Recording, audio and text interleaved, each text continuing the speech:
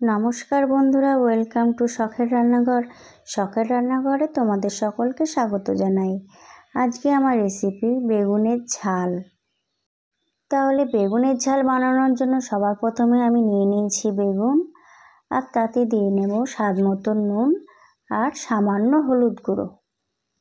আর এরপর নুন আর হলুদটা আমি ভালো করে মাখিয়ে নেব। বেগুনগুলোতে আমার নুন হলুদ মাখানো হয়ে গেছে। এরপরে আমি একটা মশলা রেডি করে নেব। মশলার জন্য আমি নিয়ে নেব 1 চামচ সর্ষে, 1 চামচ পোস্ত, আর নিয়ে নিয়েছি 10টা কাজু বাদাম আর 3টে কাঁচা লঙ্কা।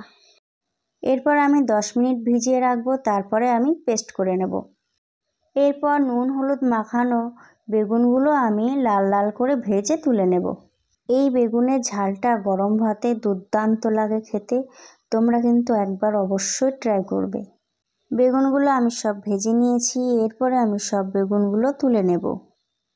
এইভাবে আমি বাকি বেগুনগুলোও ভেজে তুলে নেব। এরপরে আমি ওই তেলেই দিয়ে দেব 1/2 চামচ কালো জিরে আর দিয়ে দেব 3টে চেরা কাঁচা লঙ্কা। এরপর আমি একটু নাড়াচাড়া করে দিয়ে দেব পেস্ট করা মশলা। এখানে তোমাদের আমি একটা ছোট্ট ট্রিক্স দিয়ে দেব। সেটা হলো, তোমাদের অনেকেরই সর্ষে বাটতে গিয়ে সর্ষেটা তিতো হয়ে যায়। তাই যখনই সর্ষে বাটবে তখন যদি কয়েকটি কাজু বাদাম দিয়ে দিতে পারো, তাহলে কিন্তু সর্ষেটা একদমই তিতো হবে না।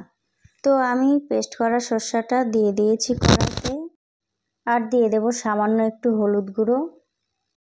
আর নুনটা কিন্তু আমি সর্ষেটা বাটার সময়ই সর্ষের মধ্যে পরিমাণ মতো নুন দিয়ে দিয়েছিলাম। আর একটা কথা, সর্ষেটা কড়াইতে দেওয়ার পরে কিন্তু সর্ষেটা বেশি ফোটাতে যাবে না, তাহলেও কিন্তু সর্ষেটা তিতো হয়ে যেতে পারে। এরপরে আমি দিয়ে দেব পরিমাণ মতন জল। তারপরে যখন ঝোলটা ফুটে আসবে দিয়ে দেব বেগুনগুলো, আর তারপরে দিয়ে দেব খুব সামান্য চিনি। আর নামানোর সময় দিয়ে দেব 1 চামচ সর্ষের তেল। সর্ষের তেল দিয়ে আমি নামিয়ে দেব। তোমরা চাইলে এখানে 2টো কাঁচা লঙ্কাও চিড়ে দিয়ে দিতে পারো। তোমরা কিন্তু বাড়িতে অবশ্যই এই রান্নাটা একবার ট্রাই করবে, আর ট্রাই করার পরে আমাকে কমেন্ট করে জানাবে। আর রান্নাটি যদি ভালো লেগে থাকে তাহলে অবশ্যই একটা লাইক করে দিও। আর তোমরা যদি এখনও চ্যানেলটিকে সাবস্ক্রাইব না করে থাকো, তাহলে অবশ্যই চ্যানেলটাকে সাবস্ক্রাইব করে পাশে থাকা বেল আইকনটিতে ক্লিক করে রাখবে। এতে আমি যখনই ভিডিও ছাড়বো সবার আগে পৌঁছে যাবে তোমার কাছে। তাহলে আজকের মতন এই পর্যন্ত। দেখা হচ্ছে অন্য কোনো রেসিপি নিয়ে। সবাই ভালো থাকবে, সুস্থ থাকবে। নমস্কার।